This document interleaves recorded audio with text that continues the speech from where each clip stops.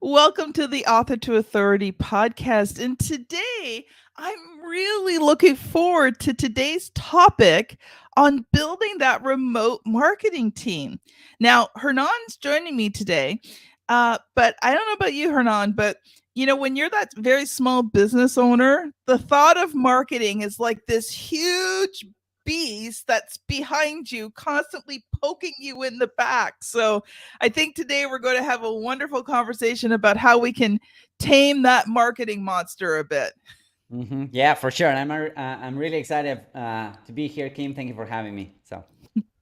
So, Hernan Vazquez is an entrepreneur and digital marketing expert with over 13 years of experience in creating advertising and marketing campaigns that focus on bringing clients and students more clients, leads, and profit. Now, over the last 7 years, he's been responsible for more than 60 million. That's an M, million in profitable social media ad spend and generated over 200 million in revenue for his clients, helping brands like Grant Cardone, Russell Brunson, Tony Robbins, Frank Kern, Agora Publishing, Dan Henry, Patrick Bet David, Paul Getter, and many others. And I recognize most of those names on the list and have read most of their books.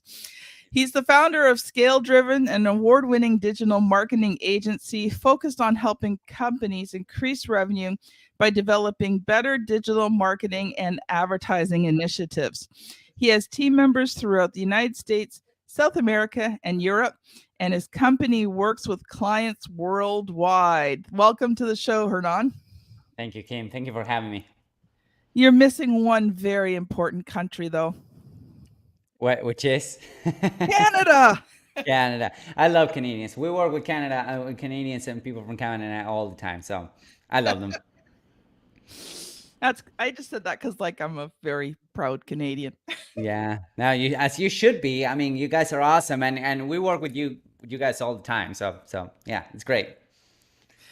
So, Hernan, why don't you take a few minutes and share with us some of your business stories? So, how did you come to be able to do all of these things? So that's actually a great question. I've been in digital marketing for 12, 13, 14 years now. And I've done a little bit of everything. I remember that I started the first time somebody gave me money over the internet. I started back in Fiverr.com. So Yep. Fiverr.com was it's not the Fiverr.com that you can find out about today, or if you visit Fiverr.com right now, they're doing advertising on TV and all of that. Fiverr.com back in the day, it was a rough bunch. You were there to get something scrappy done for $5 with, a bunch of scrappy people. And I was there, right? I And remember. yeah, for sure. So it was great. And everything was for $5. And I remember that I started writing articles for people. This was like 12, 13 years ago. I left my day job. I didn't know what I wanted to do. I knew that I wanted to do this entrepreneurial thing, and I didn't know what it was. And it wasn't like, after the pandemic, everyone realized that remote work was a big deal, or it could be a big deal. But 10, 12 years ago, it wasn't the case. In fact, everyone was like, hey, yeah, you need to go out there, get a job, go to the office and all that. And I was there working at my parents' garage, from my parent garage, and I was writing articles for $4 a pop. And then my mom was calling me in the middle of the day, hey, can you go do this for me? And I'm like, no, mom, I'm working, quote unquote. Anyways, that's how I started. And I remember, again, the first time somebody gave me money over the internet, a complete stranger, was $4, for an article. And that made me a believer. It was like, wow, that made it all real. And then I started writing articles. And I'm originally from Argentina, from Buenos Aires, a third world country. And I was writing articles in English and Spanish, and a lot of people will reach out to me outside of Fiverr and say, well, what else can you do for me? What else can you do? Can we hire you as a VA and whatnot? Can you do a WordPress website for us? And I'm like, of course, and then I'll turn around and start trying to figure it out. And then, people will Because have that's their what work. entrepreneurs do, right? You take it on Exactly. and then Yeah. you figure it out as you go. Exactly. So I went ahead and did that. and then people started asking me, well, I have my website, I have your articles, those are great, can you rank them on Google, can you do some SEO for us? And I'm like, of course. So I started doing a lot of good stuff like that. And then I remember that doing SEO for some clients, because of course, you read a couple books, you read a couple blog posts, and you start doing, and you become an expert in 2 weeks, right? So I became an expert, an SEO expert in 2 weeks. So I went ahead and I started, providing SEO services to other clients and whatnot, mostly locally in Argentina and Buenos Aires and whatnot. And then I met this group of guys, and we started like riffing about different things about being an agency, quote unquote, owner or an entrepreneur, having SEO clients and whatnot. And then we started like putting our knowledge, everything that we were learning about, into digital products. And that's how we launched our first couple of digital products after everything we learned about doing SEO for for local clients and whatnot. That went ahead and was my first like attempt at launching a digital product. And that was my first digital company, with digital with partners over the internet and whatnot. And then once we had these products, then we needed traffic, we needed eyeballs on these products. And then I started running Facebook ads. I started diving into Facebook ads and whatnot, and I became an expert in 2 weeks as well, with Facebook ads and whatnot. But So that that was that was kind of, when you could actually really get good results from Facebook ads.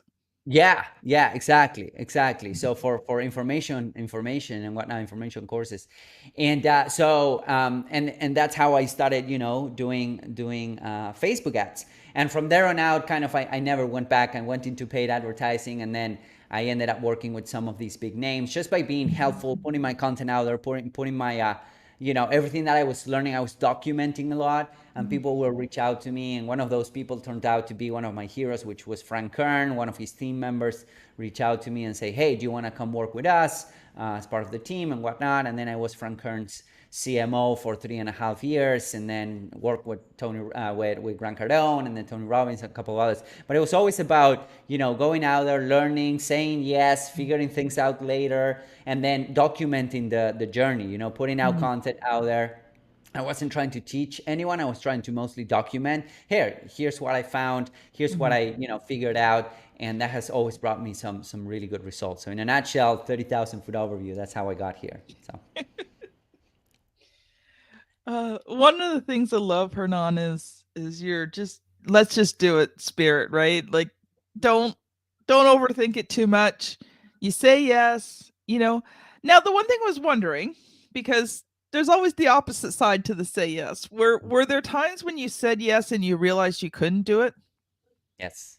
Yes. And I think that there were some times that I said yes, and then I realized that I shouldn't have. Right? Yeah. Probably it wasn't because we couldn't do it, or we couldn't fulfill it, or we couldn't come through, but mostly because the question was, um, number one, was this really aligned with the goals and the vision that we have for the company and for myself? Number one. But also number two, do we really want to be working with these folks or those folks or these type of clients, those type of clients, right? Initially, when I was starting out, I would say yes to anything, right? And Yeah. to everything, because you come out from this mentality of A, learning, but B, I didn't have a salary, so I needed the money. And Well, then food is important, right? Like yeah, that's a good motivator. yeah, of course it is. And then, but then you realize that, at the end of the day, you shouldn't be, you get burned with a couple of needy clients, or clients Yeah. that, they're not the type of client that you want to work with. And then you learn the importance of saying no to something, especially you start trusting more in your gut when it comes Mhm. to, having conversations and reading those red flags and whatnot. And, I'm blessed and lucky enough that right now we're in a position where we can say no to a lot of business, because either we cannot help them, or we cannot like really win for them. And we can, but initially, yeah, you need to say yes to everything. So. Well, I think that's just part of the process, and it's okay, but you just don't stay there. Right. Yeah. As long as you don't stay there. As long as you don't stay there. I think that's a good point. Especially when you're making a decision, saying yes to a project or to a client or to a job or whatever out of scarcity, right? Or out of Yeah. fear, right? What happens if I don't get this paycheck or something like that? That's where you start making mistakes, right? So as long as you don't stay there, you start there, but then you progress and then you start saying no becomes at some point more important than saying yes. So Yeah, I remember the first time I said no to somebody that I couldn't write and publish their book. Like it was like a foreign language to my lips, mm, right? yeah. But I just I knew that I knew that I knew within me that if I took this client on, I was going to regret it, and it didn't matter how much this person paid me. It was going to be a rough long haul, and to be honest, I didn't have the energy for that. And so I just well, what I did is before I said no to him, I gave myself some time to think through about how I was going to say no to him because this person was a lawyer. So I had to be really You need to be careful. Yeah, you need to study your no. but I was able to explain to him in a way he understood. Now he didn't like it, but he did understand it. And so, everything came out okay, but morally I couldn't work with this person. The things that this person stood for was against the very core of my being, and I'm like, I yeah, no amount of money is worth that. Like, I'm not willing to sell my soul for money. And I already knew he was going to be difficult to work with, because even just the process of trying to get him, going through the process of the interviews and that, he Mm, was already pulling guilt trips and that. Like, I was a couple hours late sending him something and he was like pulling guilt trips. I'm like, I- oh, do I want to work with this person? yeah, No, yeah. No, no. that makes a lot of sense. And kudos to you to realizing that. And generally, when you're starting to, especially people like us that we provide services, to other people, it's like you're gonna be in business with this person for a while, right? Even Yeah. in your case, you're writing a book, you're publishing a book. That's a long process or a relatively long process. It's not just a couple of days.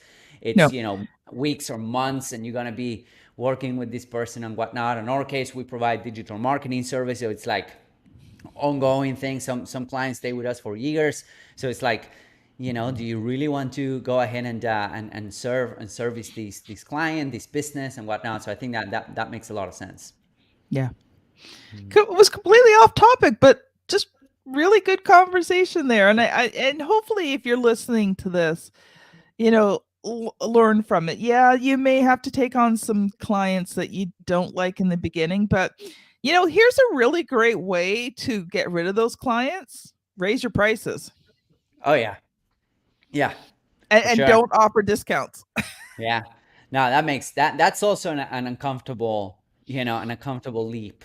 And we talk to clients a decent amount, and we had to go through this exercise ourselves as well. Mm, It's like, all right, every couple of months, we're gonna bump it up, and we're gonna go out there and mm, charge more and whatnot. And that's generally uncomfortable, I think, for any entrepreneur out there, right? It's generally uncomfortable. But think about it, like, generally speaking, people that pay the most are the ones that complain the least, like that's yeah. that's usually the case. Like, I see that all the time when it comes to our clients, when they're trying to, nickel and dime us and whatnot. And there's some other clients that they're like, they understand the value that you're providing, and they're willing to pay to get a problem solved and whatnot. And you usually, those are the easiest to work with. So raising your prices tend to really have a good effect on your mental Mm, health, not only your mental health on your bank account, but they tend to be better clients overall. So yeah.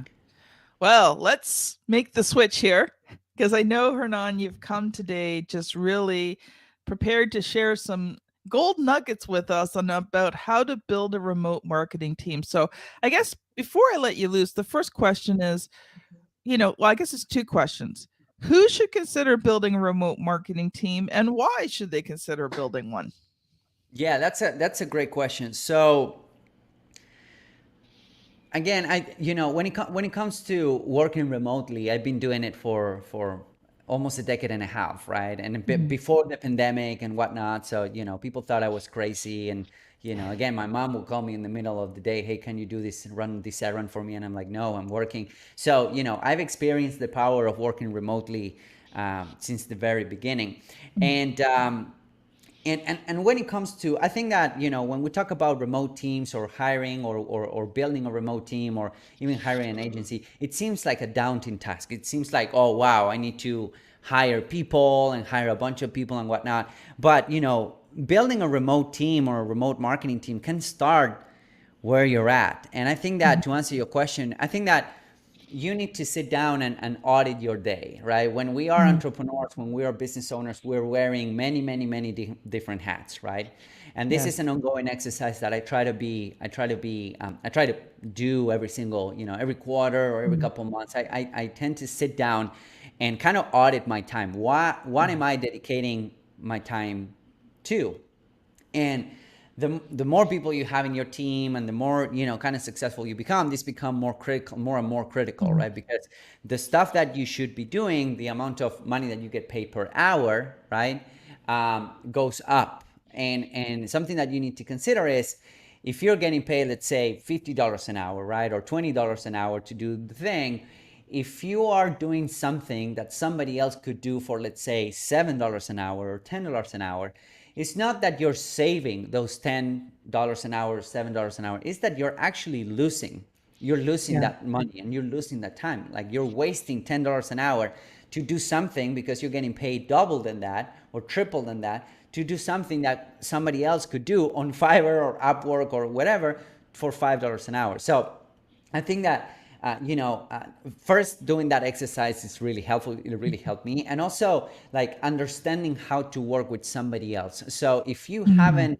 if you haven't hired anyone in the past, usually when it comes to hiring your first VA or hiring your first, collaborator, it could be part-time and whatnot. It's like having training wheels, because now what needs to happen is that you need to put out of your head and into the paper or into a Google Doc or in a Loom video or, on a Zoom call or something, so that other person can actually start doing the thing that you're doing.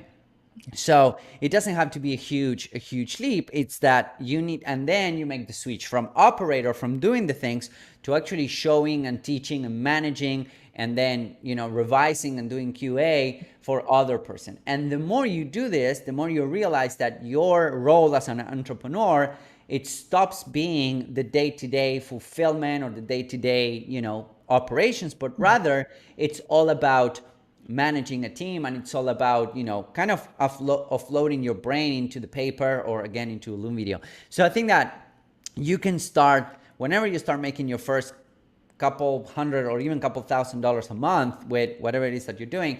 At that point, it's a good time to actually start training yourself into Mhm. delegating to other people, right? Yeah. I think that that's the first step, because you need to realize that first you need to become a teacher, and second you need to at some point relinquish some control as to how things are done, so that you can get those things done, and from another Yeah. perspective, and get somebody else doing those things. So that's where I would start, if that makes sense. Yeah, it does. But I'm just wondering, like, when does a company know they're ready for marketing? Because sometimes it's hard to know, like when you're building a business, like when should someone consider adding marketing to their business? Like, obviously, as an entrepreneur, you are kind of marketing and selling. Mhm. But when is a good time to make sort of that official move to start a marketing team? Yeah, that's a great question. So when it comes to a marketing team itself, you have two options, right? You have the option of A, going out there and hiring a marketing agency, right? Or B, trying to build a marketing team yourself. Usually the logical progression of many successful entrepreneurs and people that I've known is that, first off, they go out there and hire an agency before building an internal team, right? They both have their pros and their cons, right? Like, Mhm. hiring an agency has the pros that they already have a lot of processes. They come with a team. They they're usually cheaper than trying to, build an internal team, depending on how much you're paying. And so things are faster, but again, they have their own processes. So that means that you have less control, right? Mhm. And you need to find the right partner, because like, unfortunately, there are a lot of advertising and marketing agencies out there that are not good at what they do, right? So that's let's face it, as there's a lot of service providers that they're not good, you need to find the right partner. And that might mean going through different marketing and advertising agencies before you find the right one, the right fit. Now, hiring a marketing team internally means that first you need to, interview a bunch of people. You need to know exactly what you're looking for. Usually people start with a marketing person, right? You Mhm. bring a marketing dude or dudette, right? And they'll do everything and anything for you. Um, but usually the logical progression is you'll hire a marketing agency, and then you will progress and you scale your business until you realize that it makes more sense to start bringing some of the efforts in house. That has been kind of the progression of all of the clients that I've been with. And when a client is telling us, well, we're scaling so much that now we need to build an internal team, for us it's a big win, and we help them do that as well. But there's a couple things that kind of decide whether you're ready or not to hire a Mhm. digital marketing agency.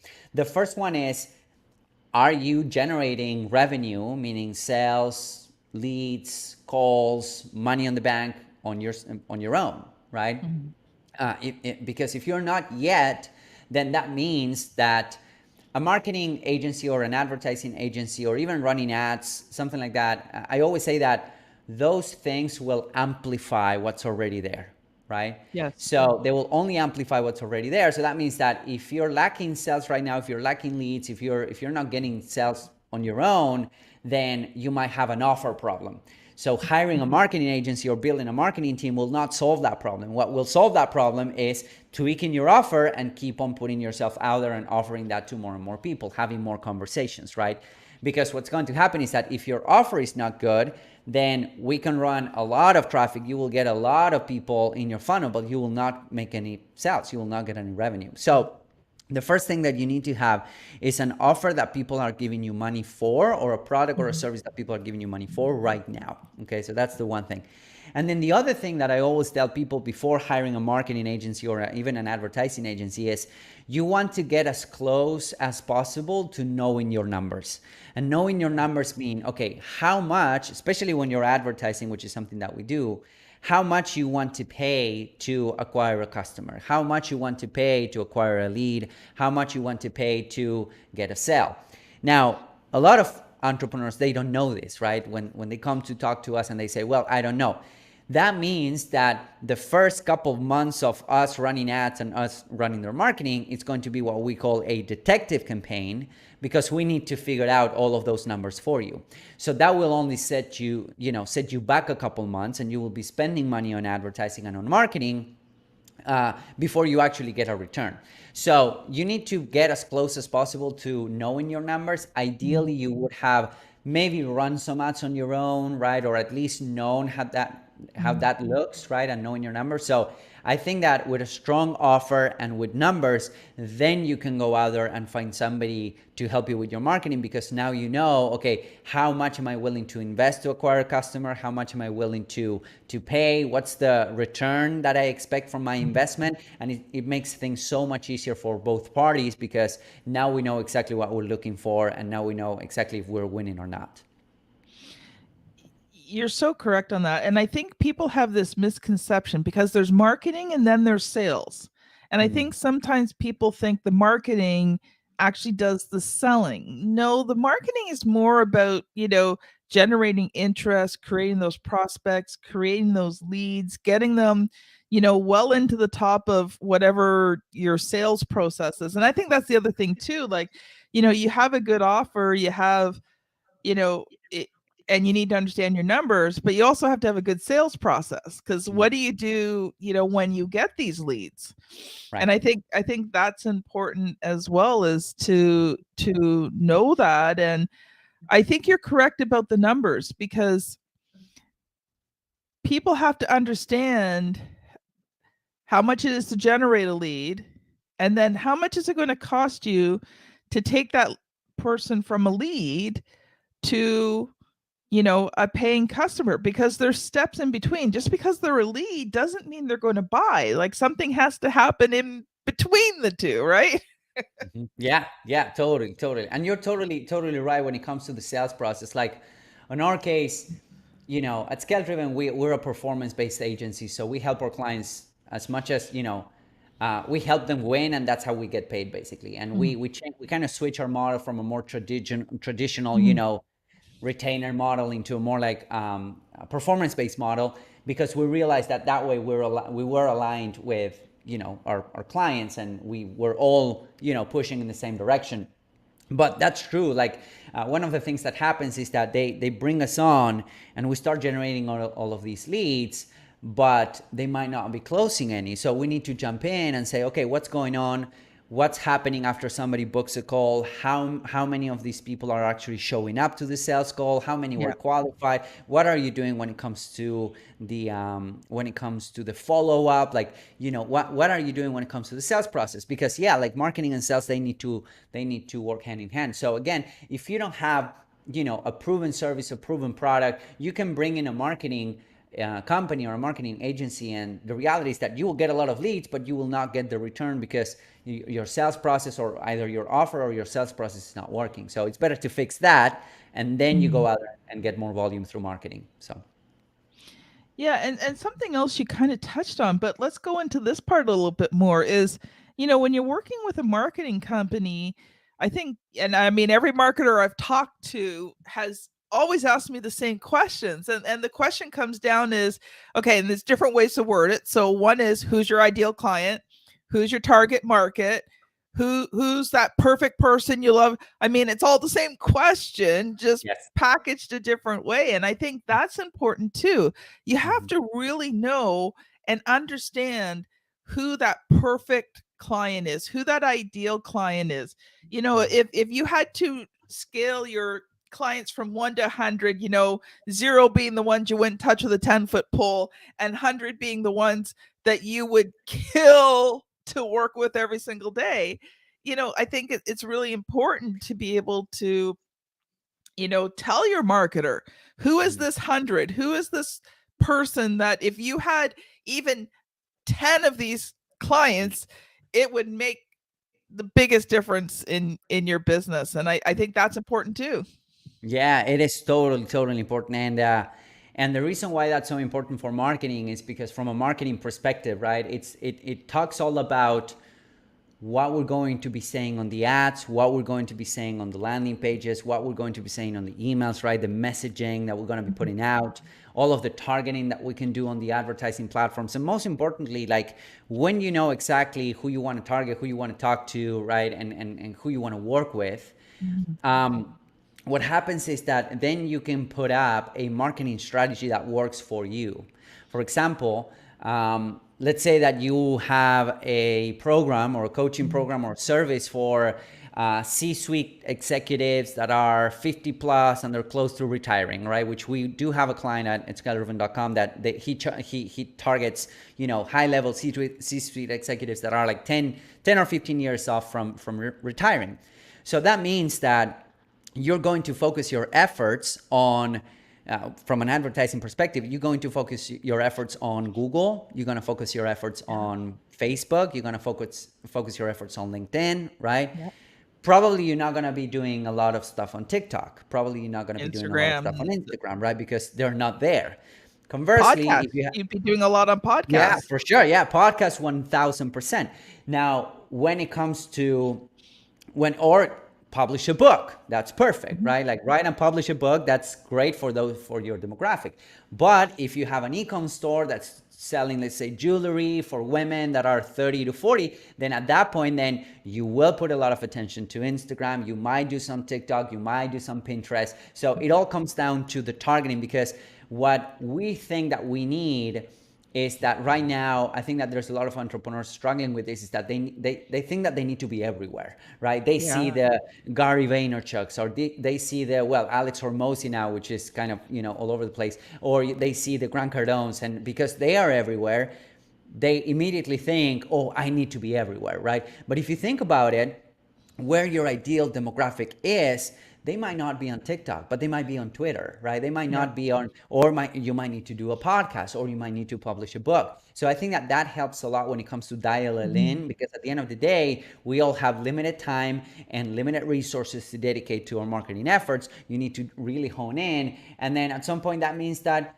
you might not have a big YouTube, a big TikTok presence, and that's fine, right? I remember Clubhouse. Clubhouse was all the rage. I don't know, maybe a year ago, year and a half ago, and and some people were doing well there, but it wasn't where our demographic was hanging out. So we decided to kind of lose the train, miss the opportunity there. But it's fine because we're doing just fine because we kind of hone in into our target markets and target channels, if that makes sense.